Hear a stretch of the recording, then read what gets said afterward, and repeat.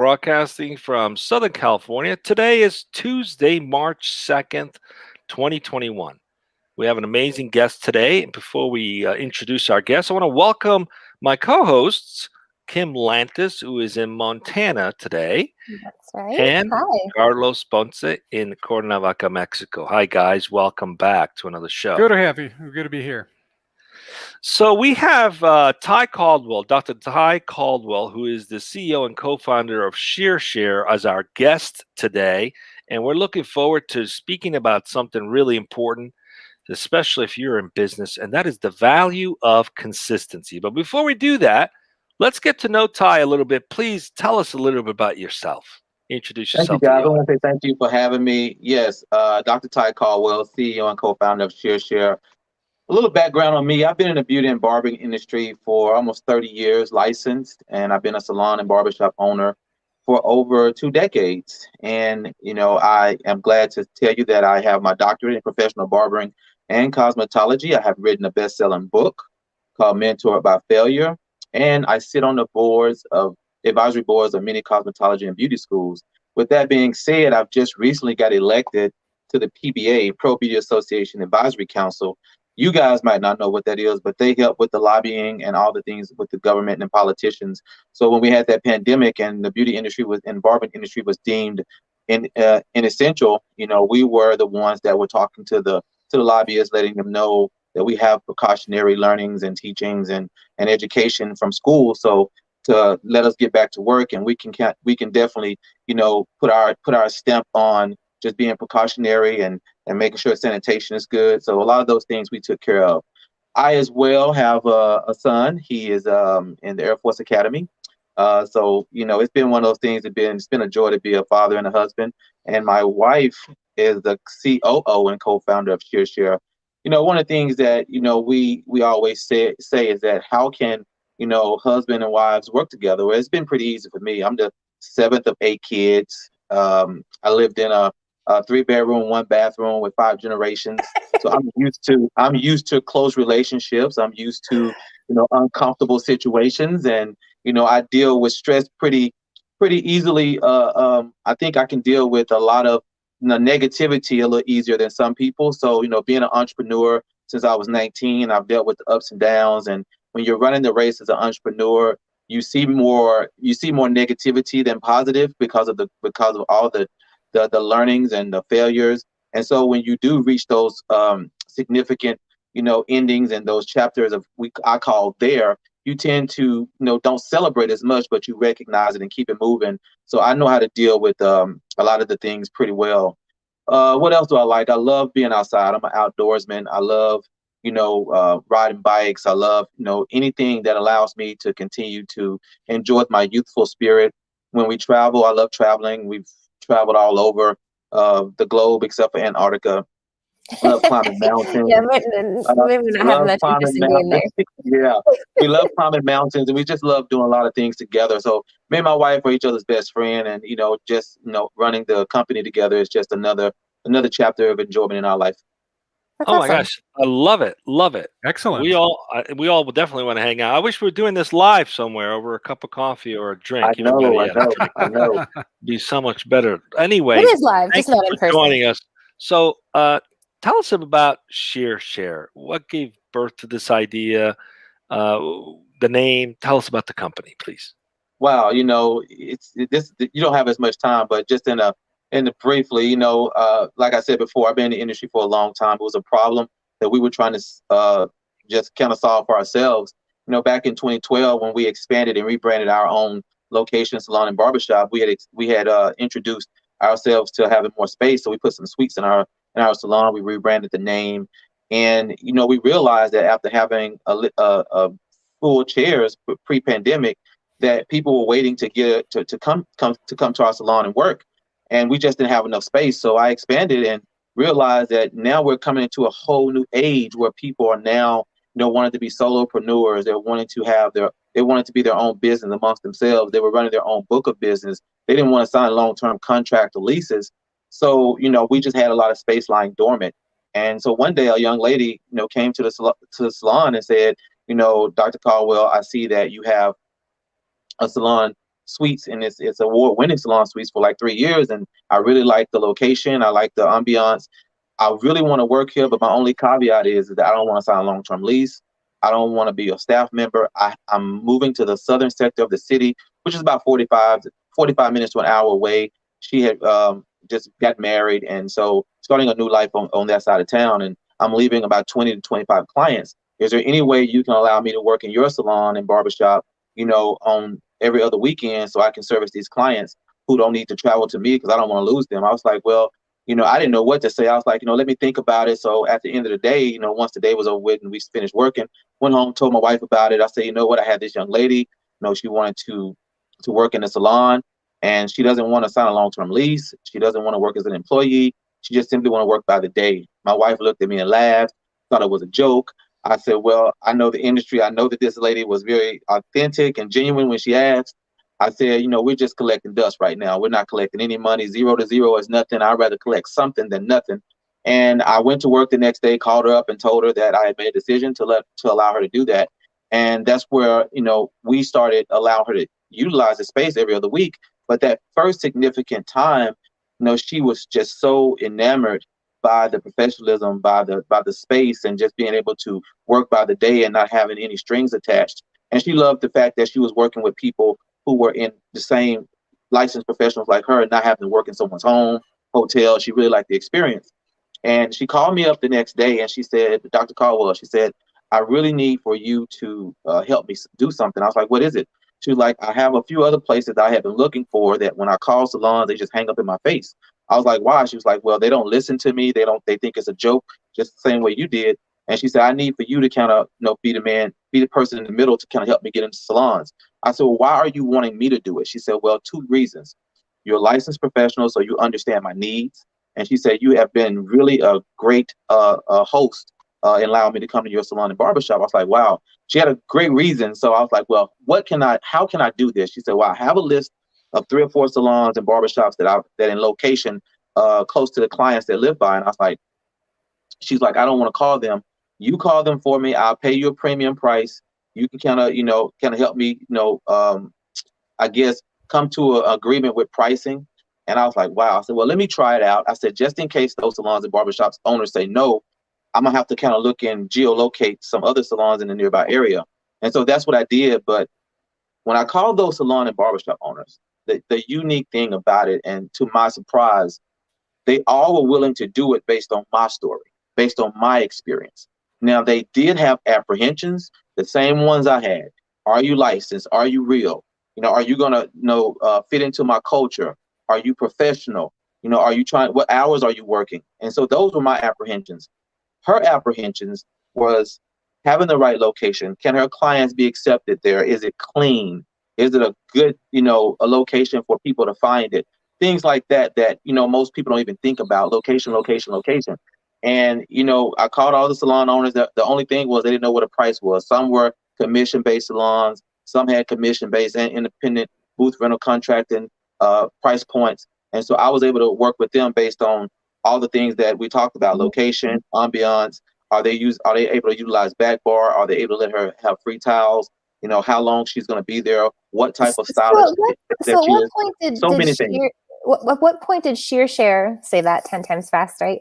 ShearShare go technical. At what point did you realize, wow, okay, I need something to help me manage all this? And what was the experience of getting that done like? Well, after her friends had saw that she had been going on social media, posting that she's doing all these experiences, they wanted to know. And so we had been doing this 3 years manually, and they were saying, man, please help us. So we started helping them. And so we find ourselves 3 years in the game, manually matching stylists to empty locations and empty space. And at this time, I'm finishing up my best-selling book and finishing up my doctorate. And my wife is working at Oracle, running digital demand across 5 continents. It was just too much for us. We were doing it for fun, making a little money, but it just became too much. We're helping, hundreds of stylists now. And, we was like, what can we do to kind of push these stylists to a platform that's going to help them? I go to Google, she goes to Google, and we just kind of type in some search terms, and nothing came up. We saw old furniture chairs, I guess just anything that didn't make sense to the location. of what we were doing in the platform that we were utilizing at that time manually. And we looked at each other and said, what would it look like if we built this platform ourselves? And at this time, she was going back and forth to Redwood City, and she had met a young lady named TD Lowe, who is actually our advisor today. She's a founder of 45 Ventures. And I said, talk to that lady, because I remember you saying that she was speaking about startups. And at that time, we didn't know that we were building a startup. And we called her up that night, and she gave us about 30 minutes of her time. And we told her what we had been doing for the last 3 years, and if this was a good idea. And if it wasn't a good idea, we was going to squash it, going about our lives, do what we've been doing, and just move forward. And so we was talking to her for the first, I guess, 5 minutes. And all of a sudden, you heard a thump. And she had dropped the phone, and she said she had walked around her desk, and she picked it back up and was like, what happened? She was like, guys, you guys have a $1 billion idea. How are you guys going to be able to manage this? All right, Dr. Caldwell, before we go into the details, let me pass this on to Carlos. Let's introduce the topic. Let's go right into it. And I'm going to mute myself for a few seconds because the landscapers are here, and I'm going to close the windows. Carlos, please introduce the topic today, and let's get right into it. My pleasure, Tulio, and thanks, Dr. Tye Caldwell, for being our guest today.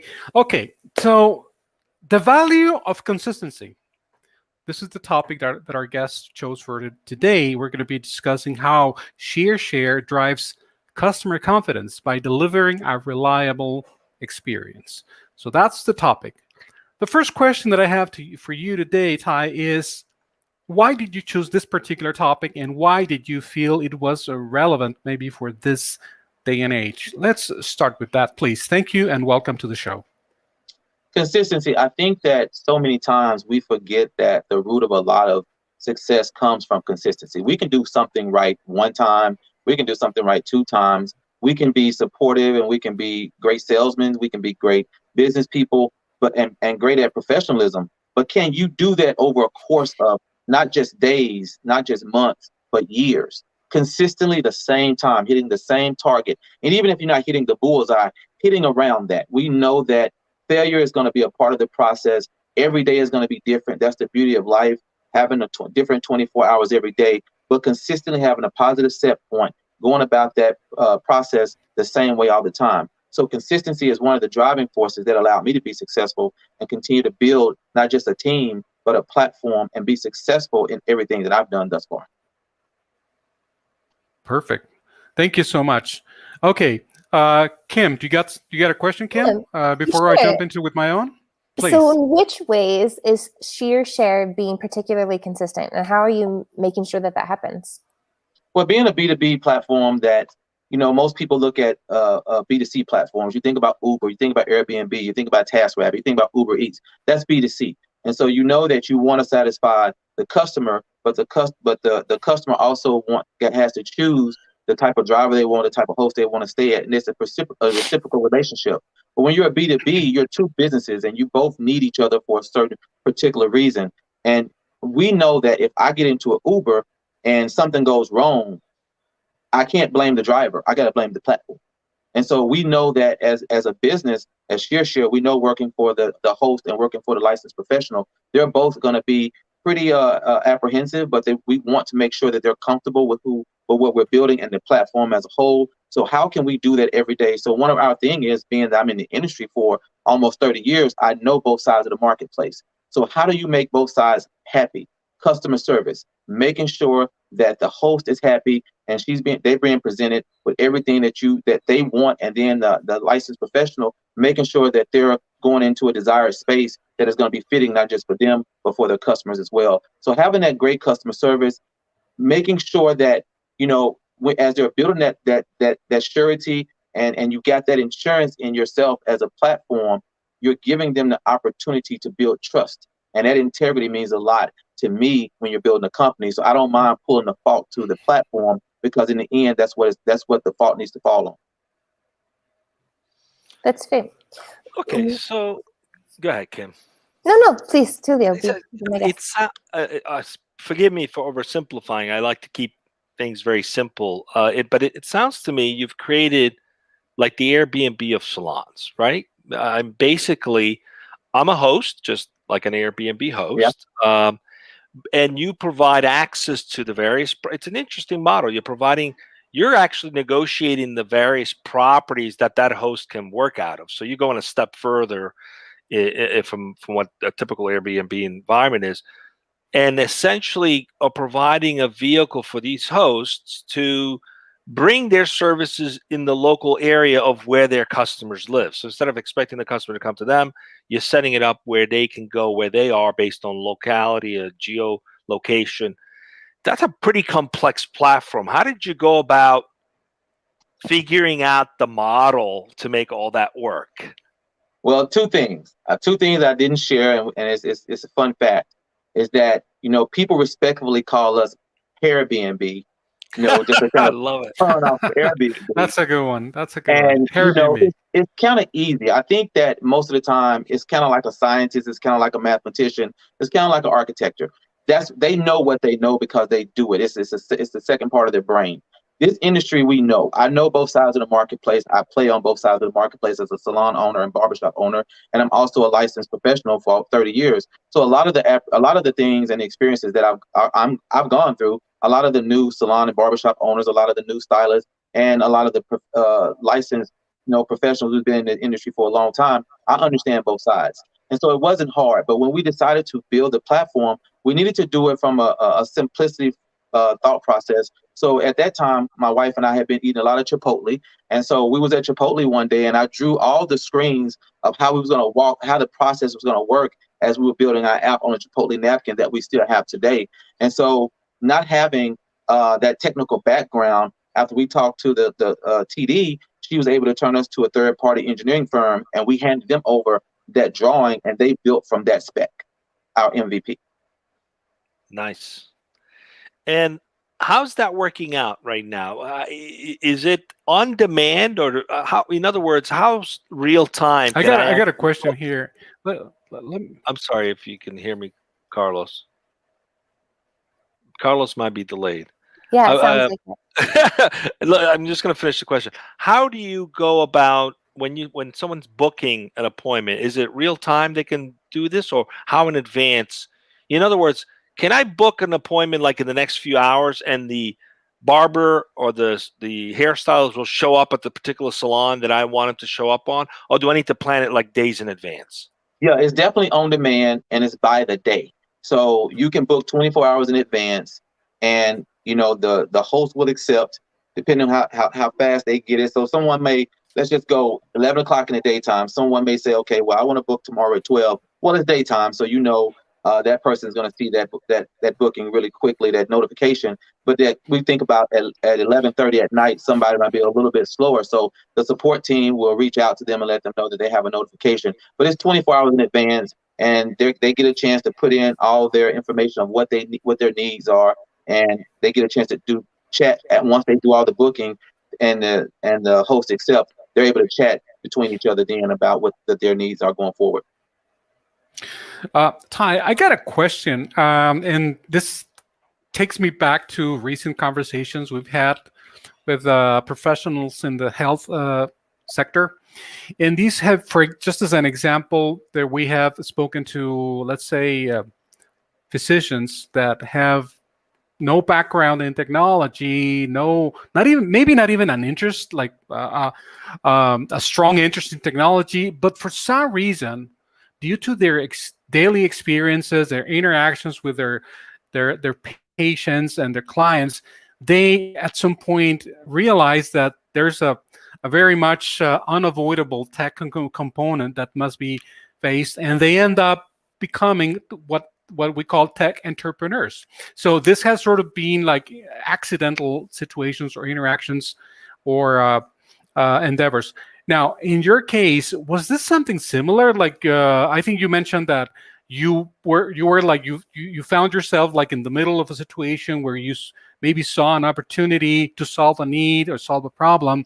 But did you ever get to a point where you said, aha, there's an opportunity for me in tech to become a tech entrepreneur, so I'm going to go ahead and pursue it, like right now?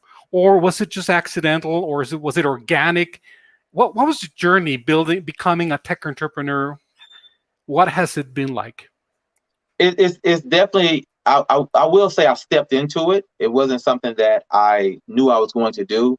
I think what has helped us is being experts at what we do and Mhm. working with the right people, having the right relationships, and building our company in Silicon Valley, where it's very serendipitous there to find people that really want to help you. I never forget, we cold emailed Joe Gebbia, of Airbnb, and he spent some time with us. He allowed us to come to the headquarters, and he gave us some opportunity to spend some time and talk to us about our platform, what we were building. But not Mhm. only that, it's going through YC Fellowship, which is the virtual program, and then winning Tech Co Startup of the Year, which was put us on a trajectory to go through 500 startups. It gives you Mhm. the opportunity to learn the foundation of being a tech entrepreneur. Those things they don't come second nature. Those are things you got to learn. You got to learn Mhm. certain things.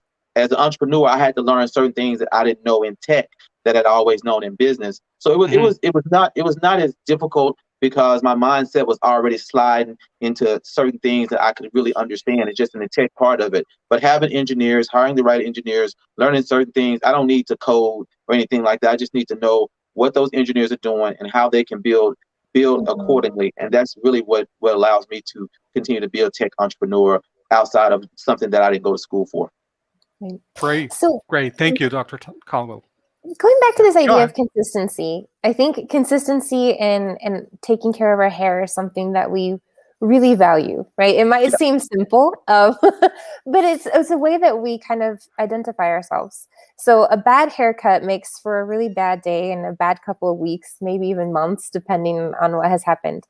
So you already talked about how you offer your services and consistent services as a B2B business, but how are you utilizing tech to help people get consistent hair care?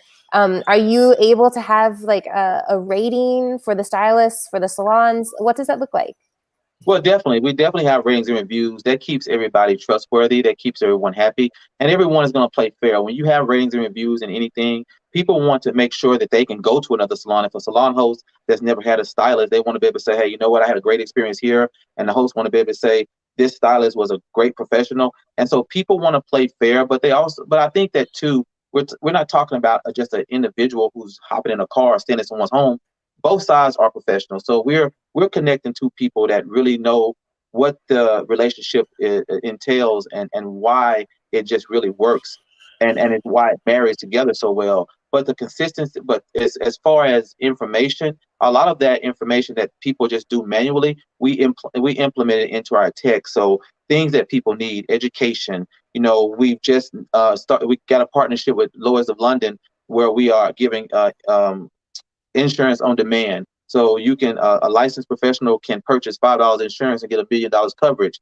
And every ShearShare host has $1 billion coverage just being a ShearShare host on the platform, undergirding already the insurance that they have. So things like that make people think about going off platform. You continue to allow people to understand that you need insurance, whether you feel like you're going to use it or not, or whether you're going to need it or not, is very important. But also making sure that the licensed professional know that they can use the back bar. They know that they can get a suite, or they know and they can show their IG channels, and a host might want to see their professional work. So all those things are implemented within our platform. So consistency is definitely needed. And if you're speaking the language, if you're doing everything right, then you give people the opportunity to know that you're building an ecosystem. There's a lot of platforms out there that are B2C. There are calendar apps. There are booking apps. But no one is doing the B2B side of it because you really have to know what you're doing. You just can't get two random engineers or a CPA to build something like this because so many things can go wrong. You want to make sure if you're building something like this, you got to really come from this industry. I just love how you've disrupted a market or an industry that's as old as time. Many people are like wondering, how do I reinvent myself? How do I stay current? And I'm just blown away that you tackled this on and reinvented something that has traditionally been a certain way. So my question is, how have you gone about tackling marketing to salons to join the fold, to stylists to become hosts, and obviously the end customer, which makes all this possible, right? How are you guys tackling this sort of three-legged stool that makes up the ecosystem of the platform? That's an awesome question. I think that when you think about the industry, it's a century-old industry more so. And the industry has been the same for so many years. You have commission-based salons. Years later became independent contractors. You think about Madam C.J. Walker. She started the independent contracting when she started her line of products. When you think about, barbers being tonsorial artists, used to do bloodletting and dentist work and cutting hair, and they separated from dentists and being barbers. When you think about the product use, when you think about the social media and tech coming in and evolving, there's commission-based, salary-based, and employee-based. And so we deal with a lot of franchises. We deal with a lot of mom and pops. We deal with a lot of individuals. We deal with a lot of solo salon suites where there's a bunch of suites inside of a building. So we understand that we still have to educate people, but it's best to be in front of the wave as the wind is blowing the water than to be behind the wave. And so we know where the industry is going. We know what people are doing, and we know that the brick and mortar would never go anywhere. But we also know that the stylist book of business, they own their own book of business. So no matter if you do go to a sports clips and that person, you may want to go to the same barber every single time, even if you go there 2 weeks later because you like that particular barber. And that's a franchise, and they don't own clients. They just have a spot open when they can get open. You'll be like, he may have 3 people in front. You might be like, I'll wait for those 3 people to finish. Then you may have your own licensed professionals, an independent contractor that you're in their book of business all the time. Then you think about the solopreneurs who are in salon suites and barber suites where they are their own business amongst themselves. So educating people, letting them know that the solo entrepreneur can use ShearShare to utilize their space. The solopreneur can also use ShearShare to book space on the salon if they want to go outside of their respective area. The commission-based person can also use it when they can't color hair or when they can't do services not offered at their salon. And also the franchise employees can use it as well, because if you go into a barbershop and they can just cut hair and they can't color or they can't braid or they can't do a weave or anything like that, they're going to have to use that on weekends for clients that really want to utilize some services. And we also respectfully allow the salon owners and barbershop owners and spa owners to utilize their space, because 40% of salon and barbershop space goes unused every day. You may see 1 chair, you may see 15 chairs, but every barbershop you're going to go to, you're going to see an empty chair. Every salon you go to, you're going to see an empty chair. The pandemic shocked everybody. So what happened was the disruption came with the salon and barbershops and the spas closing, but those licensed professionals were still working underground until they lifted the ban. So what we know for sure is those licensed professionals are businesses, they are brands. We just got to educate them and allow them to have that acumen to build their business, but understand that there's an ecosystem like ShearShare that is really helping them out. All right. So I'm not an expert in your business, but I will say you're in the relationship business because in the world of temporary alliances, temporary relationship with nothing latched long term, there's one type of relationship that seems to be long term, and that's between the stylist and the customer. The loyalty and commitment that exists there is unbelievable. So you're enabling that relationship to continue no matter where the stylist goes. Yeah. So we're coming up on time. Just some final words of wisdom. You're not a first-time entrepreneur because you started your business almost 30 years ago, but as a tech entrepreneur, is there anything new, any nuances you've learned about yourself tackling this industry in this space that you'd like to share with us? When you don't know something, just shut your mouth up, get in the room, be quiet, and just take it all in. I think most of the time we try to do too much. We try to ask too many questions. It's best to sometimes put yourself in the dirt, water your spirit, and allow the information to come to you. And so I always tell people, if you ask too many questions, I may give you the answer why the question maybe before it comes out of your mouth. So it's just best to sit there, allow yourself to be insecure, allow yourself to be vulnerable, and just really focus. Because at the end of the day, I had to do that. I was so uncomfortable being in tech. Wow, I love that. Good for you. Well, I've got one final question, and this is a shout out to my hubby, who's a beard guy. What is your greatest beard care advice? You got to treat your beard like you got to treat your beard like you treat your head. It's hair coming out of your skin. Moisturize, shampoo, condition, and keep it oiled. You have to keep it hydrated. So some people may say oil, depending on the type of ethnicity you are. Others may consider hydration, but you got to make sure your skin does not get dry because that beard is covering that skin. So you want to make sure that skin in there, you got to rub it all in, almost like kind of massaging it in. So keep your beard hydrated. Your skin will be healthy and happy. Hey, Kim, Mike's going to love you for that one, huh? He already uses beard Just oil. Even tell more, Mike, when even he's eating- more. When he's eating guacamole, they just put his whole face in it. No, just kidding. No, that's cool. Carlos, Dr. Caldwell, it's been great to have you as our guest today. Stay with us as we go off the air. Carlos, what do we got coming up? Anything else the rest of this week, or what do we got coming up next? Oh, yeah. Thursday, Tulio, we're going to be speaking with Dario Santos, the Chief Revenue Officer of Dub. And the topic is going to be video messaging, the highest form of asynchronous communication. That's what we have for Thursday. And then, of course, everyone's encouraged and welcome on Monday to recap this week's shows in 10 minutes, folks. That's the recap show on Monday, same time right here on Dojo Live. Thanks, everyone. See you tomorrow. See you Thursday. Stay safe. Thursday.